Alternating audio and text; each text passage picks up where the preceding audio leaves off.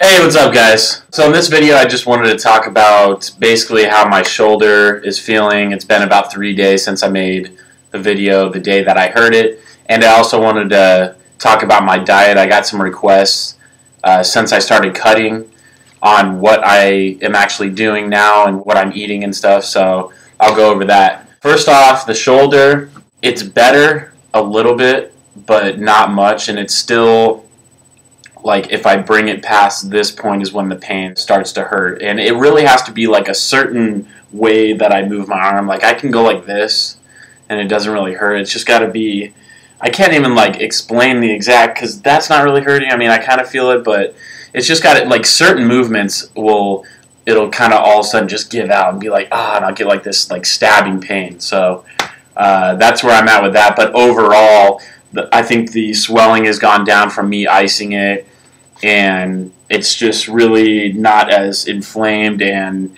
it doesn't feel as numb and just weird as it did like since right after I did it. So that's good. Basically where I'm at is on Saturday I went to a funeral and a lot of my family was there, and I was just kind of talking to them about my shoulder and stuff and whatnot, and my uncle mentioned that he had the same thing happen to him. It was, I think, like 9 months back or so. And the thing that sucks is he pretty much described exactly the kind of pain I have. How he did it was the same exact way that I did it. He said that he needed to get surgery. He went in, got an x-ray, found out that he had torn his rotator cuff, and so he got arthroscopic surgery, or however you say it, and just has 3 scars, but basically he said that it takes 3 months to start using the muscle again, and then up to 9 months to actually get back to full, where you can use it full on, and then obviously I'd have to regain strength from there. So worst case, I might need surgery. Best case, maybe I can rehab it on my own. My aunt was there, who's also a doctor, and she said that it just depends on how bad the tear is. So bottom line is I need to get it checked out, but I don't have insurance at this time.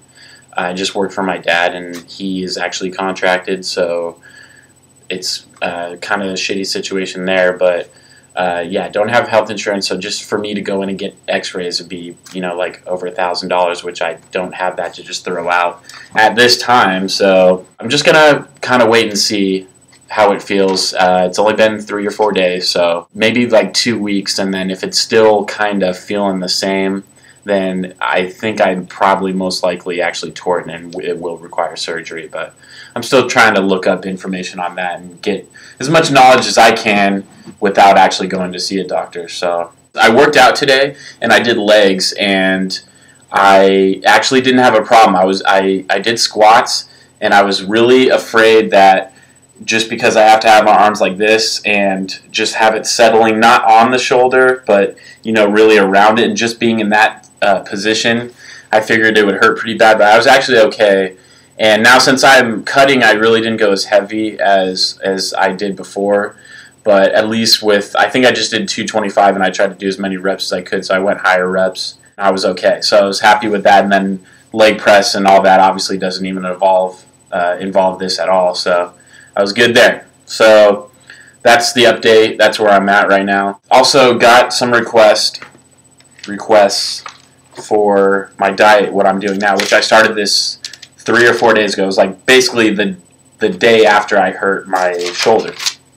And I decided to go on a cut, not just because of that, but the previous video that I made for Barthel and Flex for All, I got a lot of good feedback, but a lot of people suggested that I start cutting now. So as far as the competition, I'm not sure if I'll still try and do it. It's really going to depend on my shoulder, so time will tell. But for right now, I'm going to stay on course. So I got it all written down. I eat the same things every day, just as I was doing when I was bulking, if you will. I probably wasn't eating enough calories, but I was basically eating like just barely over maintenance. But I was at 3,600 calories before. Now I'm at 26. I got to that number basically because I just went on various sites and looked up my BMR, and then some sites had my an approximate of my TDE, which is total daily energy expenditure. So this should put me at about a 300 to 400 calorie deficit at the end of the day. I have 40 grams of oatmeal, which is a half a cup of oatmeal in the morning, 2 scoops of whey protein, 2 tablespoons of peanut butter, which has 16 grams of fat, so I'm getting my good fats in there, only 6 grams of carbs and 7 grams of protein.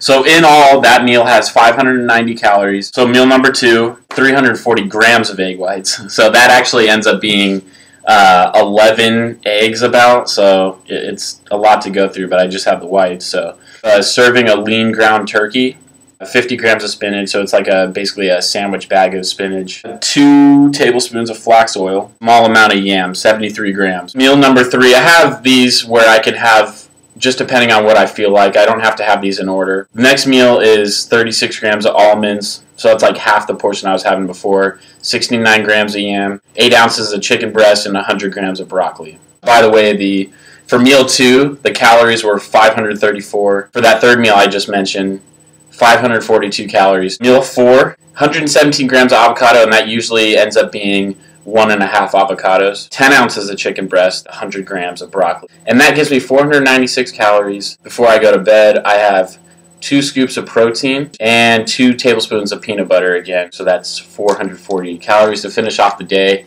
And as far as the protein goes, I've been having, with both of my shakes, I have 1 scoop of whey and 1 scoop of casein. Like I said, I can interchange the meals if I want. If I feel like having that meal 3 or 4, then I go ahead and do it. So anyways, there's nothing magical about this meal plan, but some of you guys were asking what I'm going to be doing, and so that's what I'm going to be eating for the most part. I have to adjust this as my weight goes down. So this is what I'm going to be at until I lose about 5 pounds. So I started at 208, about 203 or so. I'll change it up, but it's not going to be major changes. But I'm going to try to be as exact as possible. So yeah, that's what I'm eating for this cut. As far as how I'm feeling so far, now it's been 3 days.